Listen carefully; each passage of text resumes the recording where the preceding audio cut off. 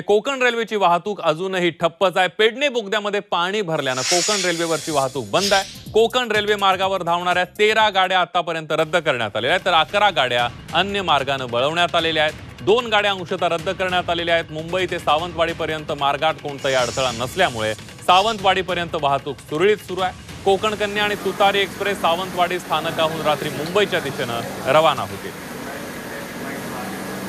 आपण बघतोय कोकण रेल्वेची वाहतूक अद्यापही ठप्प असल्याचं पाहायला मिळतंय। पेडणे बोगद्यामध्ये पाणी साचले आणि त्यामुळे वाहतूक ठप्प झाली आहे। तर कोकणात जाणाऱ्या ट्रेन रद्द करण्यात आले। मुंबई सावंतवाडी वाहतूक मात्र सुरळीत आहे। मुंबई ते सावंतवाडी या मार्गामध्ये कोणताही अडचण नसल्यामुळे वाहतूक सुरळीत आहे। त्यामुळे कोकण कन्या आणि तुतारी एक्सप्रेस या सावंतवाडी स्थानकावरून सुटणार आहे। तर दुसरीकडे कोकण रेल्वेच्या प्रवाशांचे मात्र या सगळ्यामध्ये हाल होताना पाहायला मिळतात।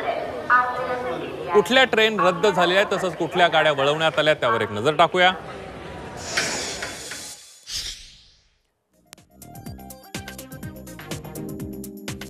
सीएसएमटी मडगाव वंदे भारत एक्सप्रेस या गाड्या रद्द करण्यात आल्या। सीएसएमटी मडगाव जनशताब्दी एक्सप्रेस या रद्द करण्यात आलेल्या गाड्यांची नावं आपण बघतोय।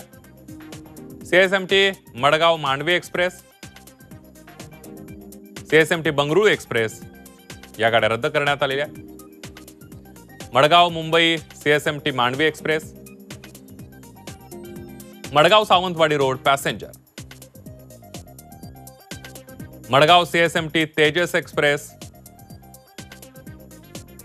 मडगाव सीएसएमटी जनशताब्दी एक्सप्रेस रद्द करण्यात आली आहे। सावंतवाडी दिवा एक्सप्रेस,